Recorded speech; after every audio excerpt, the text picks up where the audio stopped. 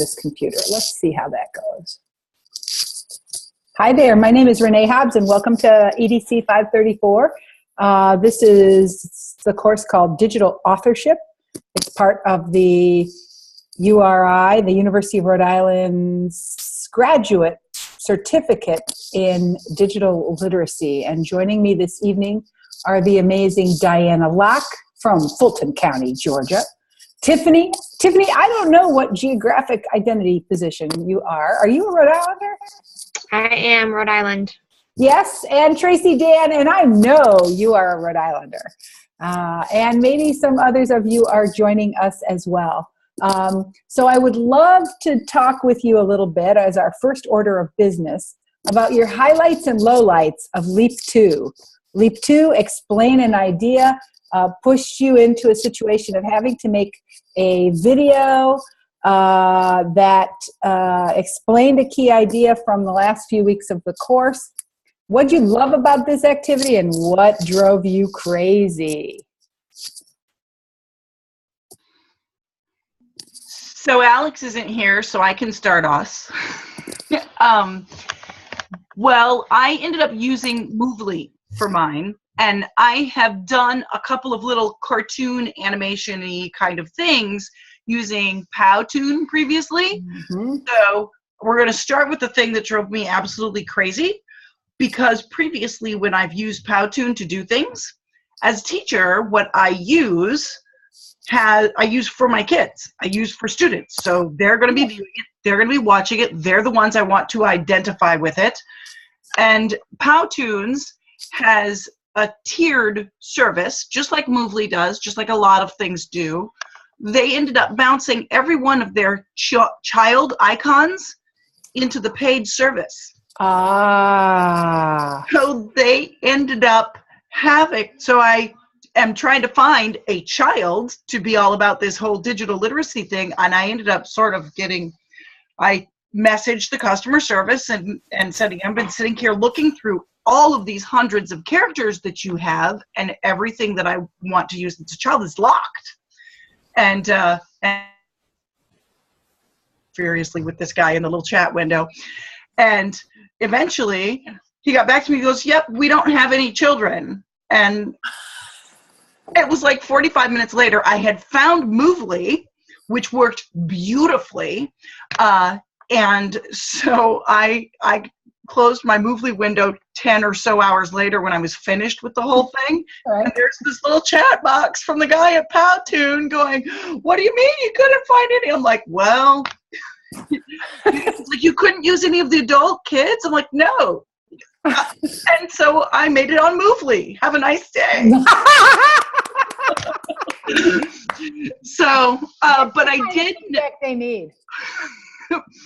But I did end up making it on Movely, and I ended up uploading like hundreds of icons and pictures. It was maybe not 100, but it was at least 50. And I ended up bumping into their upper limit on a project, but I didn't until like the last 5 icons. Everything else with Movely worked really, really well. Wow. Beautiful highlights and lowlights. Welcome, Kate. We're talking about our highlights and lowlights of Leap 2. Diana, tell us your story. What did you love about this, and what were the challenges? Well, my challenge was trying to find the song I wanted. I played so many songs that ever drove everybody nuts. They finally just said, pick one. So it was that and the graphics, trying to get it. Mine's geared towards elementary students, so I can get them hooked in next year. Another project for them to watch and go through. I really, really liked the graphics in Powtoons, but mine was not with the child pictures or any of that kind of stuff. So I just went with Powtoons. I made a couple things with them, but this was a little bit longer, and I just liked the Scott McCloud's way of writing, and I showed it to a couple of the children, and they thought it was easy to follow. Yeah. So it made me think, you kind of had an aha moment, so I decided to use that. Yeah, the 6-step process of creation is actually a really powerful model to introduce to people of any age, but how cool that you'll be able to use this actually with your own students. So glad to hear about that.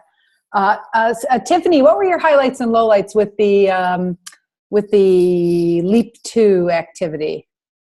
I use Powtoons as well. I used it just because it's what I was a little bit familiar with.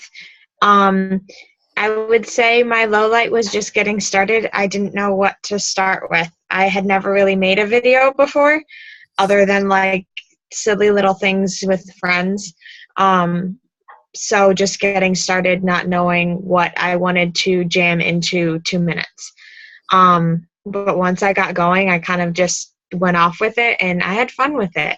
I thought Powtoons was pretty easy to use, but I did see where Tracy was saying where there's a few things where I'm like, oh, I want to use that. Oh, I can't get to it because I just had that free and I didn't want to pay for anything.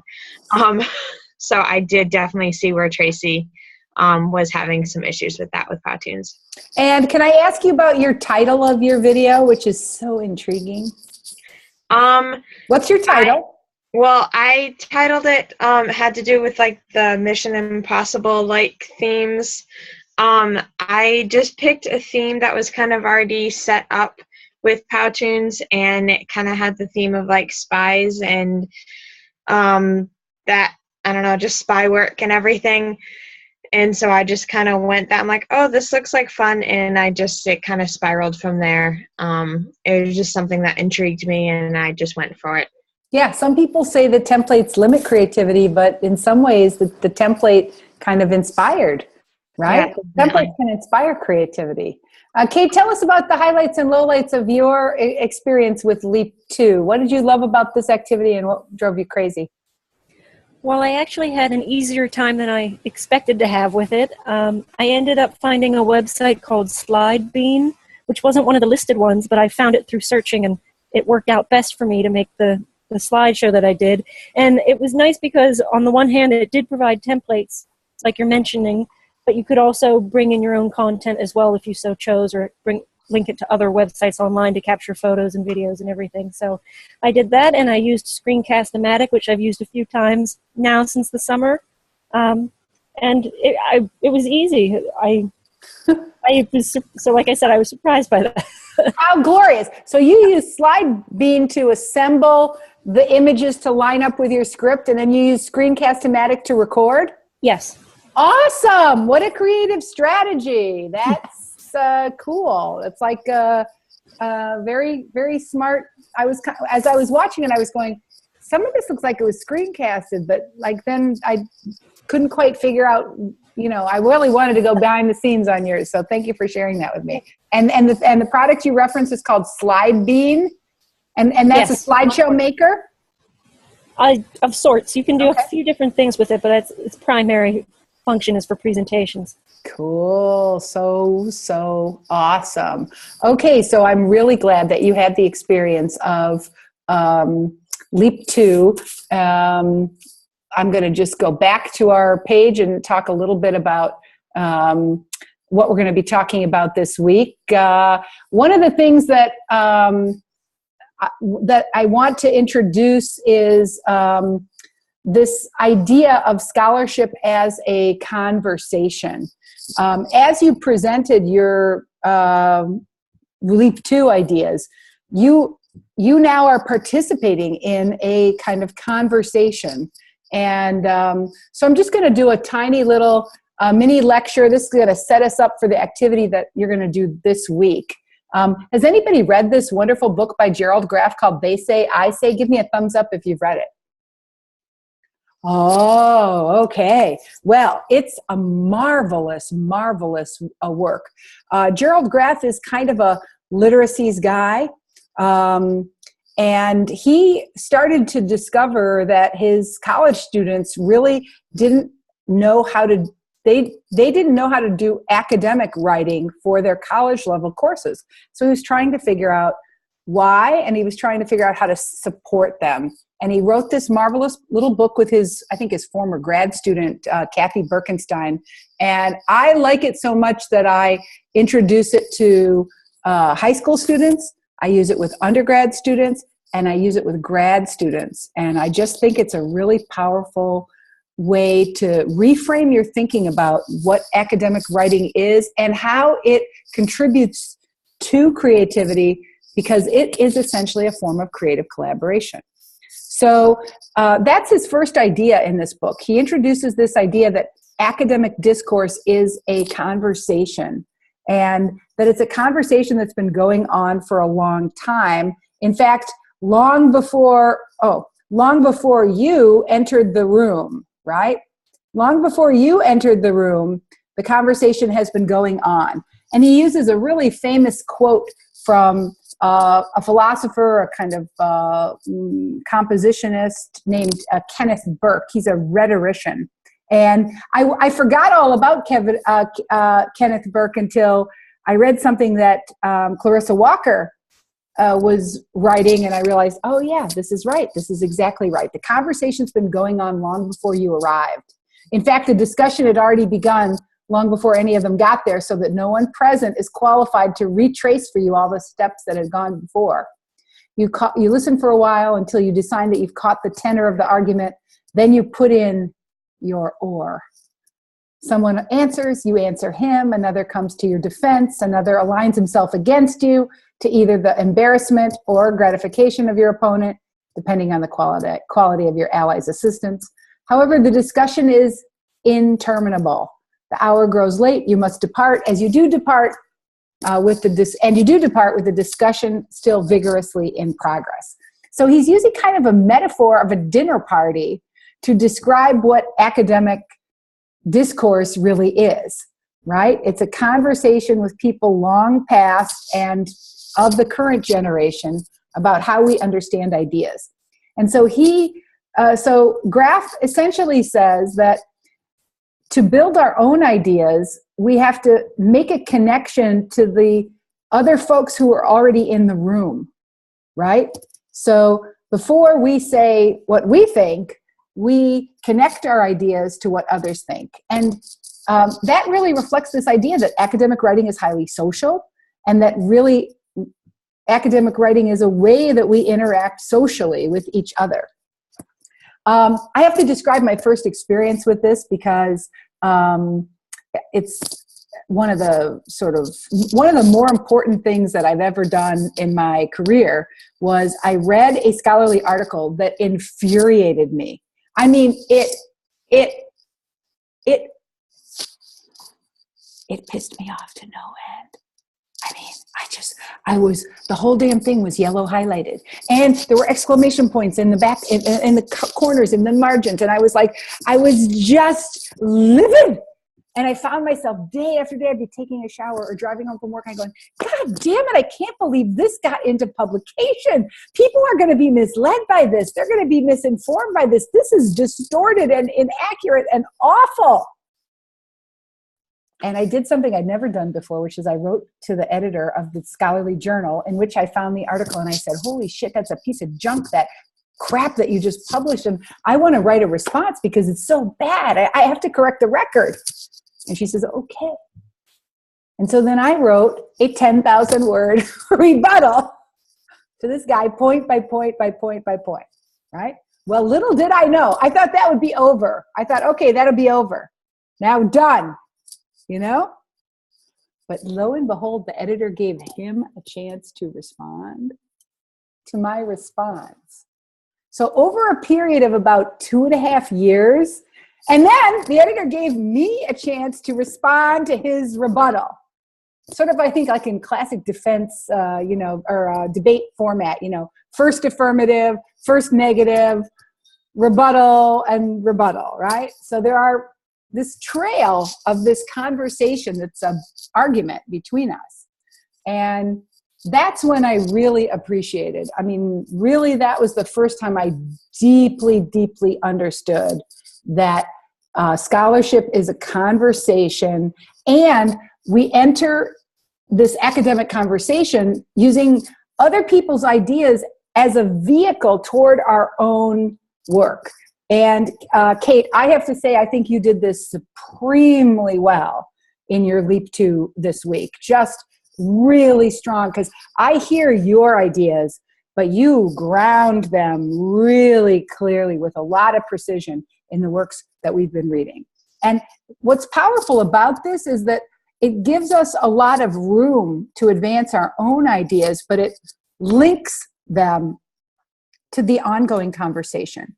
Now, Gerald Graff and Kathy Birkenstein say something that's kind of interesting. They say that for a lot of writers, templates or models can help writers structure their ideas. Just like the Powtoon templates can help craft a short video, Graff and Birkenstein present a set of templates literally at the sentence level that they think can help academic writers structure their ideas. They're pretty basic, right? Summarizing, right? Somebody argues blah, blah, blah, blah, blah, and I agree because of blah, blah, blah, blah, blah. Somebody's argument says blah, blah, blah, blah, blah, and that's supported by evidence that includes blah, blah, blah. Summarizing to disagree, right? So here's the argument, so-and-so says, but I disagree and here's why. Or this argument, while it's persuasive, might be inaccurate because blah, blah, blah, blah, blah is other sets of facts. Or a combination of agreeing and disagreeing, right? Where somebody says something you agree with, but you disagree on some other points. So these templates, the writers argue, are part of how you advance your own ideas. So next week you owe me a reflective essay. All right, that's your next project. And I want to just a review for grad students, and especially for grad students who haven't been in grad school recently, the strategies you use for citing sources and using the academic conventions expected for this kind of work. So the three strategies we usually teach: summarizing, paraphrasing, and quoting directly from the source. So a definition of what summarizing is, and this is really this idea showing the reader that the information is passed through your own mind and that you've interpreted it and analyzed it. You're not just cutting and pasting from the source. So here's a they say, I say construction. So they say boys and girls also have different content preferences, with girls having more interest in media that features human relationships, romance and friendship, celebrities and music. Girls are more likely to use chat rooms, and boys are more likely to prefer media that features action, violence, and competition, from a study by my friends Daphne Lemish at Southern Illinois State University from a long, long time ago. I say, let's not neglect the fact that parents influence the way that children engage with media content, and how adults respond to different genres and formats of movies and TV shows and print media sets norms and expectations about gender for children. So I'm building on some claims made by they, in order to advance my own idea there. Who is joining us in the room now? It's Zoe. Zoe, welcome. I'm giving you a big wave. Hello. How are you? Oh, sorry. We're glad you're here. Thank you. Okay, so I'm doing a little mini lecture on scholarship as a conversation. Our next topic, paraphrasing. A lot of people get confused about the difference between summarizing and paraphrasing. And in the scholarly literature on this topic, there's quite a bit of disagreement. So I'm sharing with you my biased point of view. And if you want to see how what other people think about it, there's a literature on that to take a look at. I understand paraphrasing this way. Instead of trying to summarize the author's main idea, if I just steal one or two sentences of their work and put them in my own words, or if I take an idea or information, a fact from something I've read, then I'm really paraphrasing. I'm not summarizing and including the main idea. I'm just restating a specific detail, fact, or other kind of specific information. So that's how I understand paraphrasing. So here's an example of paraphrasing. Patterns of media use and access to media show that in the US and most Western European nations, 2/3 of girls play electronic games and an increasing number use the internet. However, media use is still somewhat gendered, stereotypically gendered. For example, when asked which medium children would prefer as a birthday gift, girls are most likely to choose a television set, and boys are most likely to prefer a computer or computer-related accessory. This is not the main idea of the Livingston and Boville argument, right? That's not that's not the central claim of the piece. That's just one little set of facts that they found in their research that I'm pulling out. And I respond to that by saying, yeah, okay, family influence is important, but the ubiquitous presence of consumer merchandising of toys, games, and media is almost certainly a factor in the maintenance of gender stereotypical responses of children. So I really want to respond to some tendency to just not explain why media use is so gendered, right? So all of the sort of absence of context, that's what I'm arguing there. So then the final form, direct quotation, this is when you quote the source in using some very powerful language from their work.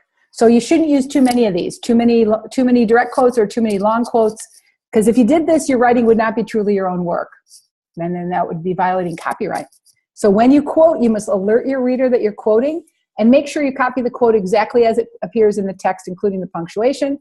So here's an example. Boys watch more television and play more video games. Girls read more magazines and books, listen to more music, and watch more movies. As Rowe, there's the author date, the author page citation. As Rowe has put it, comma, quote, in this period of their lives, boys and girls increasingly inhabit different media worlds. I love that term, that idea that kids inhabit different media worlds. What a radical idea. And I also want to push back at that a little bit, right? So yeah, they live in different media worlds, and today there's very little media that can be comfortably watched by boys and girls, parents and children alike. Therefore, I contend that the extreme specialization of media content is contributing to increasing isolation among family members and a diminishment in the quality of family life. So I used the kids inhabit different media worlds to launch toward my own concerns about increasing isolation among family members and family life. So in general, to keep variety in your writing, you should use a combination of attributive tags and in-text citations. Attributed tags are like, I can't highlight in here, as Rowe has put it, right? Or another way of thinking of an attributive tag is Sonia Livingstone, comma, a media scholar at the London School of Economics, comma, says, comma, quote, right? So where you're naming your source in your writing, or in text citations where you're using the parentheses, author, comma, date. So a combination of those is pretty good. It's attribution, attributive tags sometimes take this form, according to so-and-so, or so-and-so says that, or so-and-so goes on to say that, right? And in-text citation usually doesn't mention the author, but names them in the parentheses. So you see the difference there between the two, right? Attributive tags names the author in the sentence, and in-text citation puts the author's name in parentheses. Both of those strategies are useful and strategic and kind of important. Okay, so that was my mini lecture on scholarship as a conversation. So now I think it's probably a useful idea for us to talk a little bit about what we learned about LISA, and this is how you know you're an insider in the world of media education, youth media, and media literacy. I think her name is written as Elizabeth, but everyone knows her as Lisa. Lisa Soap, S-O-E-P, right? And her colleagues at Youth Radio, right? And then, of course, Andrew Byrne, the guy who founded the Parkside Media School in England. And then Patricia Lang, who studied with Henry Jenkins and Mimi Ito and wrote the marvelous book we're reading now called Kids on YouTube. Okay? So why don't we break up into two teams what we're going to try to do is see if we can just make a connection between they say and I say. You might find it really useful to go back to your moot discussion board. And that's what I'm going to do when I participate in the discussion. So, because I want to make sure I've kind of captured what I think these three authors are contributing to our conversation about digital authorship. We're only going to do this for about 6 minutes, so it'll be quick and short, but hopefully have a chance for us to do some synthesizing. So do you guys have any questions before I put you into the small group? You got the concept? Scholarship as a conversation. We're going to have a conversation with the people who aren't in the room but are kind of in the room. Andrew Byrne, Lissa Soap, and Patricia Lang. All right, here goes the breakout rooms. I am going to assign you this way. Ready, set, go.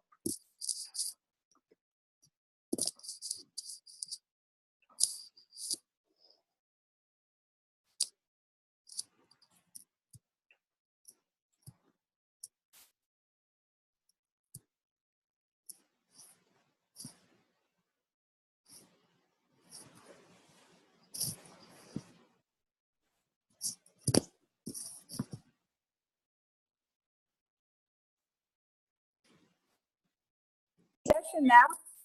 Okay, we are coming back to the main session now. Is everybody back? Hi, Alex. Hi. Alex, were you able to join the group or were you just hanging out chilling in the empty room? I just joined. Oh, good. I was worried that you were missing. Let the record state that I tried to do the join by phone thing. I pulled over on the side of the road. Really? I tried to do it, and it wouldn't let me. So I was like, I'll get home in time to catch the tail end. Awesome. Well, we're so glad you're here. We're so glad you're here. So why don't we do just a quick synthesis, because I'm just dying to know what the other group talked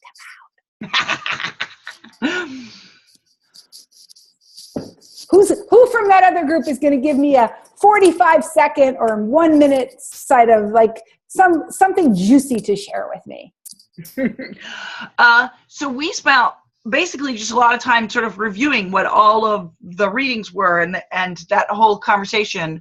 And we ended up talking about the Burns article finally. So the very quick thing that we were talking about with the Burns article is that blend between pop culture and the high culture and pop culture. Again, we were talking about Pride and Prejudice with Zombies, which was written by sort of a friend of mine, and I was talking about this crazy book by Ryan North, which is a choose-your-own-adventure where you can be Hamlet, Ophelia, or Hamlet's ghost, the ghost of Hamlet, and it is a choose-your-own-adventure book. So, like, based on the old culture, and it's sort of the same idea of the Macbeth video game that he talked about in there. So we were talking about the teachable moments in the blending of that.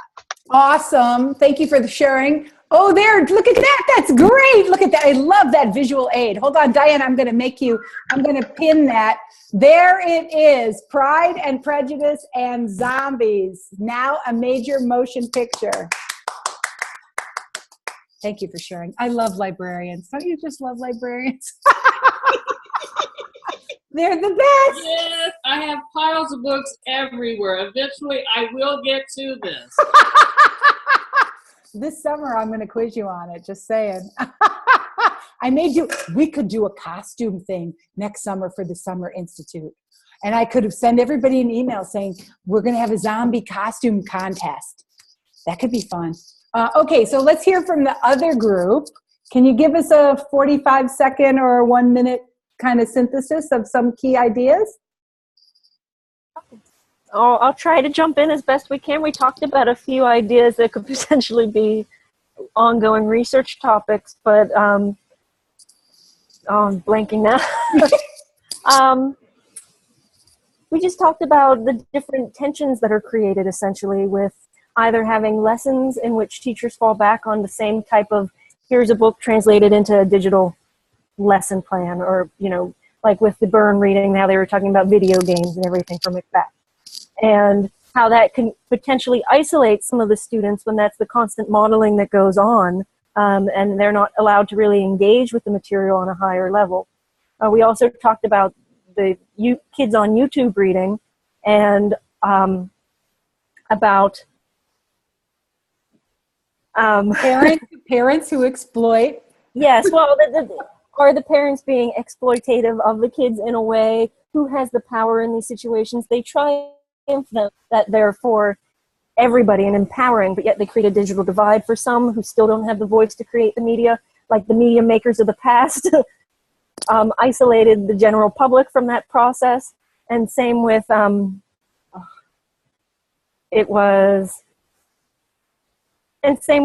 we still have these advertisers on hand who are controlling it at the end of the day as well, and the parents are profiting off of it. And where does that leave us? Yeah, very nice, very nice. So we ended up talking a little bit about how that different ways in which power is deployed in the story about youth radio, in the story about Andrew Byrne and the high culture, low culture, and in the story about parents and kids and families making YouTube videos. Okay, so that was a really great discussion. I'm so pleased that we had the opportunity to explore that. Now, I'm going to try to share my screen. Let's see if this works now, because we're going to try to, I was poking around on the Moot discussion board. That was helping me with the discussion here. And you can see I left some comment trails for some of the comments that I saw there. Okay, so I guess I should make this bigger. If I make this bigger, can you guys see this a little bit better? Better? Okay, there we go. Let's see. Is that working? Did I lose you, or can I hear you? Can anybody give me a verbal? I somehow have lost you. It's working. Okay, it's working. Oh, thank you. We don't have time to look at this video, but if you, I'm going to kind of point it to you. At the Summer Institute last summer, we looked at one of these videos about songwriting. The one I want you to look at is this one called Students Create Bootlegged. And then you might also look at the Bootlegged Final Project, right? Or you could look at any of these. We looked at this one in the Summer Institute. So I'd like you to look at these a little bit. What we're trying to do is get a picture of what collaboration looks like with children, and especially what creative collaboration looks like in the classroom, because truthfully, maybe we don't see that as often as we could. And so looking at it is is a way to start paying attention to its different features. And that's something we're going to be reading about next week. Okay, review expectations for multimedia reflective essay and LEAP 3. Let's start with the multimedia reflective essay, because that's due next week. You guys know that next Wednesday, which is March 3rd, you're going to be producing some writing for your blog where you are summarizing, analyzing, and synthesizing, right? And essentially, I'm hoping that you're going to summarize some key ideas that are meaningful to you and making some connections between the ideas and your life, right? I'm hoping that you're going to do some real reflection on the learning that you're doing in this class, and considering your own strengths and limitations, and the approach to online learning that we're using in this class. And then, of course, I want your essay to be well-written and informative, thoughtful, and reflective. I'm going to add a little sentence there. I'm hoping that you use the academic citation norms of including a works cited and using author date citation. I don't know why that's not in there, but I'm going to add that to that. Do you guys have any questions about the reflective essay that's due next week? Any questions on that? So I do. You bleeped out right after norms. Did you say if we were using APA or MLA or? You can choose to use either one. I prefer APA, but you're free to use either citation system as long as you use it well. Okay, cool. Now I want to preview what's coming up, because the deadline's coming up quickly, and I want to introduce LEAP 3 to you tonight. LEAP 3 is called Collaborate and Connect, and it's due March 16th. Let's take a look at it. Oh, whoa. You work with a class partner Partners. to develop an extended, rich dialogue about the concepts and ideas of mutual interest to the themes explored in the class. Then you work collaboratively with your partner to develop a small, informal work of multimedia authorship that captures key dimensions of your dialogue. Feel free to stretch out of your comfort zone to create something using a digital tool you've never used before. And you're free to use any kind of tool. You got to share your work on the Twitter. I'm going to use these criteria for evaluating it. You and your partner use dialogue to explore concepts and ideas from the course, selecting those ideas that are most important, intriguing, or problematic to you. You've developed a simple but coherent multimedia production that represents key themes from your dialogue, working in collaboration with your partner. And your work speaks to a wider audience. Remember, scholarship is a conversation, right? So your work speaks to a wider audience outside of this course and has relevance to the themes and issues we're exploring. Your work reflects the insights that come from genuine dialogue. You publish this work on your blog and tweet it using the hashtag. What questions do you have about this assignment?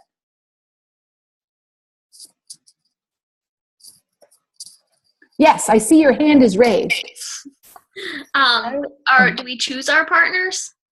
Yes, you are free to choose your partners. That's the question. I was wondering how you would choose your partners and if you wanted me to scaffold that or do you wanted to figure it out for yourself. And I was thinking with the fact that you have everybody's email and everybody's Twitter that I shouldn't over scaffold that and you guys should just figure that out, right? So I feel like you'll figure that out. Maybe it's like going on a date, right? Maybe you'll call up that girl and ask her for a date. Or maybe you'll wait to be asked. That's cool. However you do it, you're going to have a partner, right? And I personally think that since you guys are getting this news first, you have an advantage, right? The folks who won't be watching this video for another couple of days, all the good ones are going to be taken. Glad I jumped in. Glad my brother caught the earlier train. There you go. So I'd say get on the stick and partner up. But however you do it is good, right? It'll all work out in the end, usually. That's a good question. What other questions do you have? Okay. I would like to point out that there's an awful lot of dating analogies that go on in this whole digital literacy business. Yes, the undercurrent is unbelievable. There's a scholarly paper to be written about that. Truly, you should write about that. Yeah, that's fascinating. Good point. I didn't even think about that. Okay, so here we go. Let me see if I can share my screen again. I think it is being shared now. Okay, so we've kind of previewed Leap 3. It's far enough in the future, that is March 16th, that you have a little bit of wiggle room, but not that much, right? So, uh-oh, I hit the wrong button here. Let me see what I'm doing here. Okay, there we go. Preliminary conversation about your paper project or final paper or project. I'm simply reminding you that this class has 4 leaps, 2 multimedia essays, and then a final paper or project. And at this point, you're probably realizing that you can craft that paper project or activity in a lot of different ways. I'm going to give you enough room to hang yourself, right? And that's both exciting and terrifying, right? As we saw if you look in the syllabus, the project gives you a lot of latitude. And I think it's probably not too early for you to start to be thinking about what do you want, what kind of expertise do you want to claim, right? And as you see, it's really an opportunity for you to develop your own unique expertise that helps advance your knowledge and career ambitions. You have a lot of latitude to develop a project. You can work individually or with a partner. You might write a research paper to develop your expertise and articulate your ideas in a way that could be published. You might want to work on one of my projects. I've got a really cool data set. It's called the Post Test from the Summer Institute in Digital Literacy. It's got all kinds of open-ended questions, people answering. I need somebody to read through that stuff and help me figure out what it means. And you might want to do that. You might want to develop a creative project, make something, right? Create some art, right? Whatever you do, or you might want to do a curriculum project. That's not even listed here. A curriculum project where you teach something and develop the materials and resources to teach that, right? But in any case, you're going all to be producing a video Ignite presentation about your final project. So how about if we do it this way? Now that you know this is kind of coming up at the end of the semester, you'll do some reflection on it. And next week when we meet on Wednesday night, we'll spend about 15 minutes talking about possibilities. Is that okay with you? Give me a thumbs up if that sounds like a plan, right? So just percolate on that for a while. And then we'll continue to be talking about that next week. Okay, so, okay, so the last, yeah, go ahead, question. Okay. I don't know if you said this already, so I'm sorry if you did. But where are we to post the 3 to 5 PowerPoint slides? Ah, you're ahead of me. Okay, cool. So you know, I just love how this is. It's so fun to teach grad students because you guys are fast. You're faster than I am, so I'm sorry to be so slow. Okay, so here we go. So first thing I'd like you to do, and I'm going to answer your question in just a sec. So I'm going to go through sequence. You got it. Okay, so I want you to give some warm feedback and make some I wonder statements to at least 2 of the students in this class who produced Leap 2 videos. So we're going to try to respond to each other, and you have a choice of responding on the YouTube comment thread if they posted it to YouTube or Vimeo, or on the Twitter using our hashtag. So I want you to give some feedback to at least 2 folks who participated. I want you to watch this video about the way of improvisation and also do some tweeting about some of the ideas you encounter there using our hashtag. You might want to think about how concepts like play, rules, yes and thinking, and other ideas that he describes here enter into your own work, right, in whatever work that you do. And then here we go. For the reading for this week, there are 5 pieces. Steve Goodman's classic book, Teaching Youth Media, which is available as a digital download for like $3. Scott McCloud's book, which many of you already have been reading and are looking at. Susanna Stern's really interesting paper. Oh, what did I do? You hit the wrong button and you just screwed there. Susanna Stern's really interesting paper from the Digital Media and Youth Initiative that Henry Jenkins and Mina Ito wrote, which is called Producing Sites, Exploring Identities, Youth Online Authorship. Patricia Lang, the chapter called Representational Ideologies, which in my humble opinion is the best chapter in the whole book. It's really amazing. Chapters 3 and 6 from my book, Discovering Media Literacy. In this case, because I can't, in good conscience, hand you a PDF of my own book, because I'd really like you to buy it. So I'm just put up the manuscript copy. This is the copy I sent to the publisher. So this is called a pre-publication copy, right? So it's the same words, but it's not the words that are laid out in the publisher's pretty font and all that. Okay, so you're going to choose any two of these, and then here's what I want you to do. Choose two of the readings, and here's the prompt question. What are the obligations that authors have to themselves, their subjects, and their audiences? And what I'd like you to do is create a series of 3 to 5 PowerPoint slides using the they say, I say structure. And in this case, you're going to identify key information and ideas from the readings and then present your interpretation and response. Through this activity, we're kind of doing a simple, low-tech practice of creative collaboration while we examine the literature and focus on the content and ideas of the reading. So we're actually going to collaborate to make one great big set of PowerPoint slides using Google Docs. I've started us off, right, with slide number 1, slide number 2, slide number 3. This is just a reminder what you're supposed to do. Slide number 4, we are going to be entering the conversation with a room full of smart people, us, of course, and Steve Goodman, Scott McLeod, Susanna Stern, Patricia Lang, and my colleague David Cooper Moore, right? And then there's a blank slate.